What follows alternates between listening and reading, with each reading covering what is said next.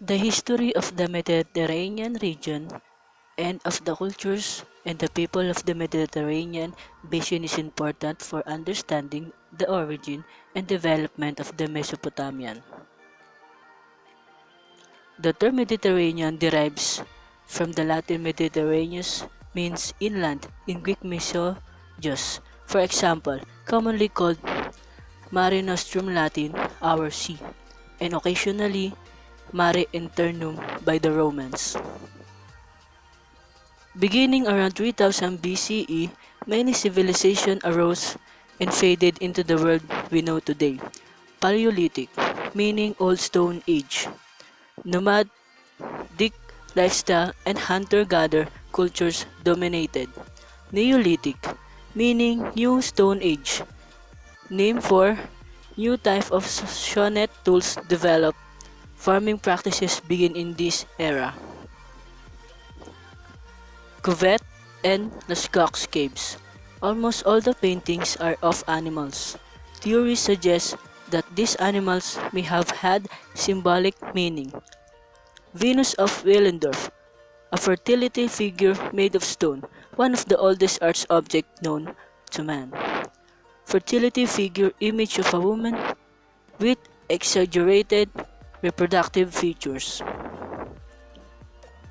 Stone Age is a fragmentary and isolated in looking art of the past. It is not necessarily the best art but the most preserved art that is studied. Mesopotamian art reflects a fertile land with no natural boundary where successive waves of people conquered the region in ancient times. The Sumerians were the first people to leave behind both artifacts and words lacking stone. Their cities were built for sun-dried bricks. Cuneiform, Latin for wedge shape.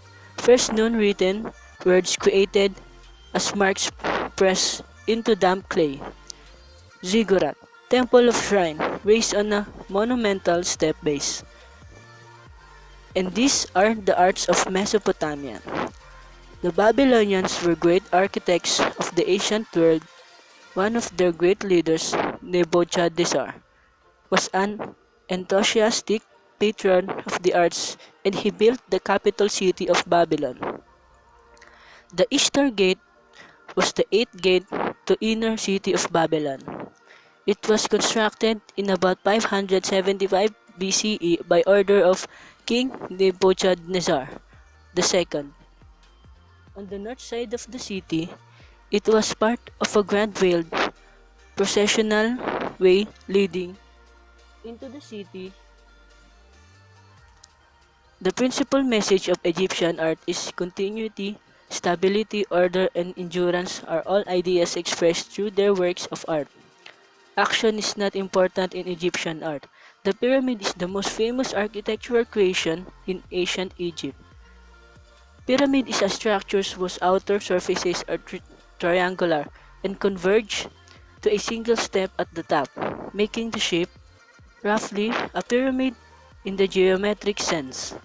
When depicting important persons, the artist strove to show each body part to its best advantage. Hierarchical scale. The most important figure is the largest. Men are depicted darker, reddish, and the woman depicted lighter, yellowish.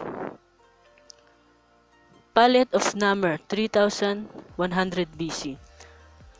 The Namur palette, also known as the Great Hierakonpolis palette or the Palette of Namur, is the significant Egyptian archaeological find dating from about the 31st century BC, belonging at least normally to the category of cosmetic plates.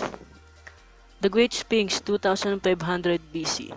The Great Sphinx of Giza, commonly referred to as Sphinx of Giza, or just the Sphinx, is a limestone statue of a reclining sphinx, a mythical creature. Funerary Temple of Hatshepsut. The Mortuary Temple of Hatshepsut, also known as the Djeser Djeseru, is a mortuary temple of of ancient Egypt, located in Upper Egypt.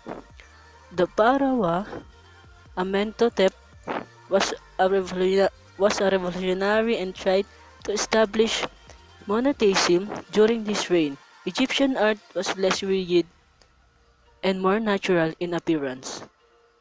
Sakin relief outline is deeply carved into the surface and the figures are modeled from the surface down.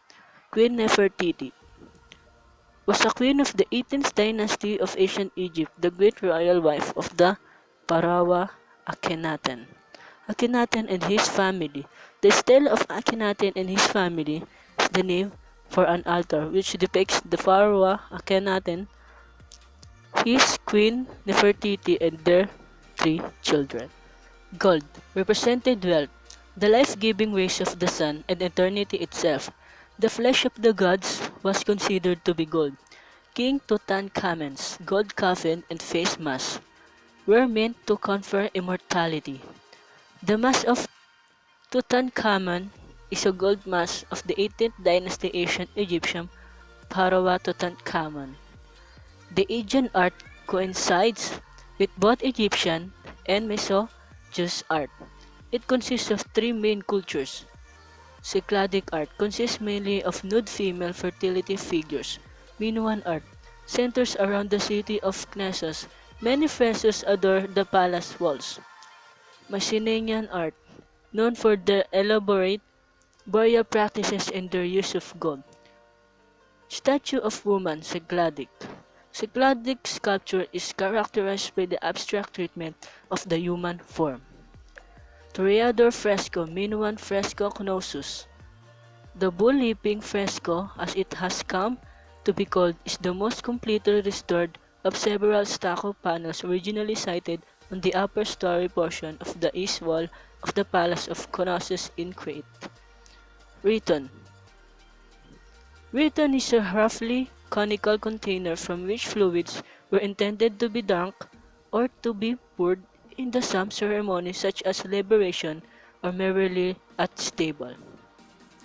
Greek philosophers were the first to speculate on the nature and purpose of art. Sculpture, painting, and architecture were discussed at Techne. Techne means things required a special body of knowledge and skill to make. Crater. Dipylon craters are geometric period Greek terracotta funerary vases found at the Dipylon Cemetery near the Dipylon Gate in Kyrmaios, the ancient potter's quarter on the northwest side of the ancient city of Athens. The Archaic period consists of 6th century BCE. It is the beginning of characteristic Greek form. Koros means Greek youth or boy. Kor means Greek female maiden. Amphora. Kous. This is one of the earliest marble statue of a human figure carved in Attica. Andokides painter Amphora. Andokides was an ancient Athenian vase painter, active from approximately 530 to 515 BC. The classical period dates from 480 to 823 BCE. It is considered to be the height of Greek art. Athens was the cultural and artistic center at this time. Greek invented the contrapposto stance. Bronze was the favored material for sculpture. Warrior A. The bronze Greek sculpture known as the Race Warrior A. One of a pair known as the Rice Bronzes, which were rescued from the Ionian Sea near Rice Marina. Parthenon Acropolis, Athens. Ancient Greek is a former temple on the Athenian Acropolis, Greece, dedicated to the goddess Athena, whom the people of Athens considered their patron. Three goddesses, pediment of Parthenon. Marble statue of two female figures from the east pediment of the Parthenon. The east pediment showed the miraculous birth of the goddess Athena from the head of her father Zeus. The last period of Greek art is called Hellenistic and begins 323 BCE. This style emphasizes balance and restraint while also favoring dynamic poses and extreme emotion. Sculpture of this era possesses a theatrical quality and complex poses. Aphrodite of Melos. Aphrodite is an ancient Greek goddess associated with love, beauty, pleasure, passion, and procreation. She was syncretized with the Roman goddess Venus. Laocoon. The statue of Laocoon and his sons, also called the Laocoon Group, has been one of the most famous Asian sculptures ever since it was excavated in Rome in 1506 and placed on public display in the Vatican. The Roman era begins 510 BCE. It overlaps the Greek era. The Romans admired Greek art and copied many of their work. Roman art tends towards realism. Roman artists created many portraits, busts of ordinary citizens. Fides and Concordia, highly esteemed Roman virtues, means faith, fidelity, and harmony. The eruption of Mount Vesuvius in 79 CE, Biel buried the city of Pompeii and Herculaneum. Equestrian portrait, portrayal of admired leader on horseback. Double portrait of Gratidia, 1st century BC. Rome came of age during the Hellenistic period, and one aspect of Hellenistic art was a tendency toward realistic portrayals of individuals, as opposed to idealized portrayals of types of people. The Romans were best known for their architecture and engineering. Their most famous monument is the Colosseum. The Colosseum covered almost 60 acres, three-tiered with 30 arc entryways exit, accommodated over 50,000 people, symbol of Rome.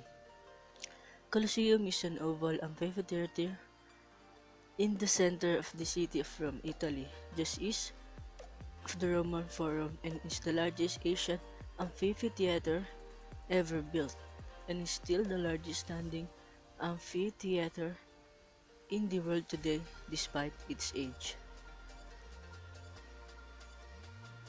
Water Lilies by Claude Monet. Water Lilies is a series of approximately 250 oil paintings by French Impressionist Claude Monet. The paintings depict his flower garden at his home in Giverny and were the main focus of his artistic productions during the last 30 years of his life. The Birth of Venus. The Birth of Venus is a painting by the Italian artist Sandro Botticelli, probably made by the mid-1480s. It depicts the goddess Venus arriving at the shore after her birth. The Scream. The Scream is the popular name given to a composition created by Norwegian expressionist artist Edvard Munch in 1893. The original German title given by Munch to his work was Near Skert der Natur, The Scream of Nature, and the Norwegian title is Shriek. Guernica by Pablo Picasso. Guernica, from the Old Spanish name for the city of Guernica. Guernica is a large 1937 oil painting on canvas by Spanish artist Pablo Picasso. It is one of the best-known works, regarded by many art critics as the most moving and powerful anti-war painting in history. The Creation of Adam by Michelangelo. The Creation of Adam is a fresco painting by Italian artist Michelangelo, which forms part of the Sistine Chapel ceiling painted. It illustrates the biblical creation narrative from the book of Genesis, in which God gives life to Adam, the first man. Mona Lisa by Leonardo da Vinci. Mona Lisa, or La Gioconda French, Laconde, is a half-length portrait painted by Italian artist Leonardo da Vinci, considered an archetypal masterpiece of the Italian Renaissance. It has been described as the best known, the most visited, the most written about, the most sung about, the most parodied work of art in the world. The Last Supper by Leonardo da Vinci. The Last Supper, late 15th century, mural painting by Italian artist Leonardo da Vinci, housed by the refectory of the convent of Santa Maria dei Grazi in Milan, Italy. Formation of Europe. The history of Europe concerns itself with the discovery of collections, the study, organization and presentation, and the interpretation of past events and affairs of the people of Europe since the beginning of written records during the Neolithic era and the time of the Indo-European migrations. Europe saw human inflows from East and Southeast and subsequent important cultural and material exchange. The period known as Classical Antiquity began with the emergence of the city-states of ancient Greece. Later, the Roman Empire came to dominate the entire Mediterranean basin. The fall of the Roman Empire in AD 476 traditionally marks the start of the Middle Ages. Beginning in the 14th century, a renaissance of knowledge challenged traditional doctrines in science and theology.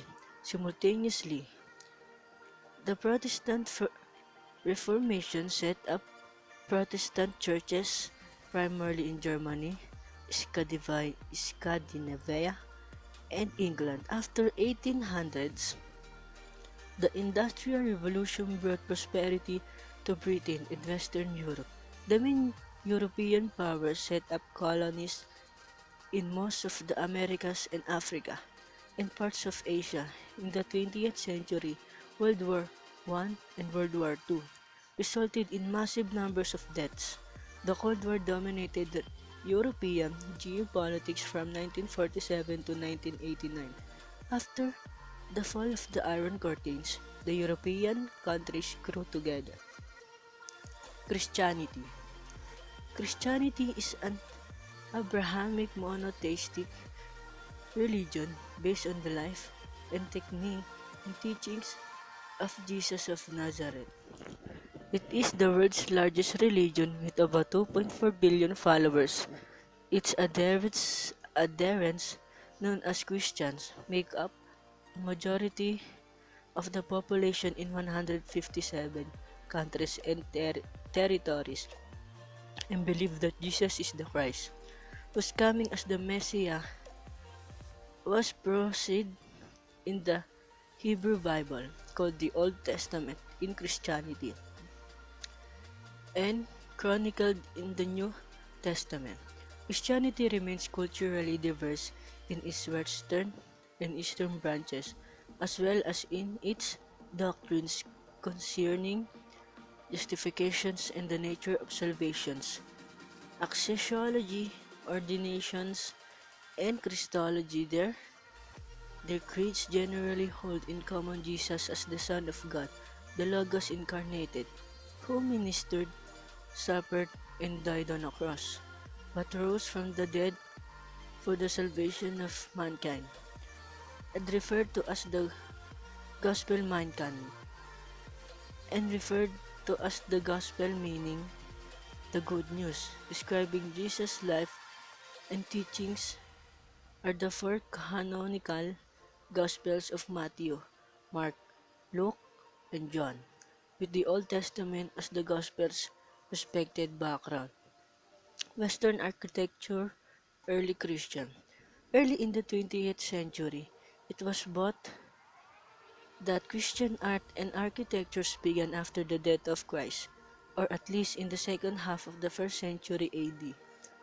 But later, discoveries and studies showed that a truly Christian style did not exist from the end of the 2nd or beginning of the 3rd century.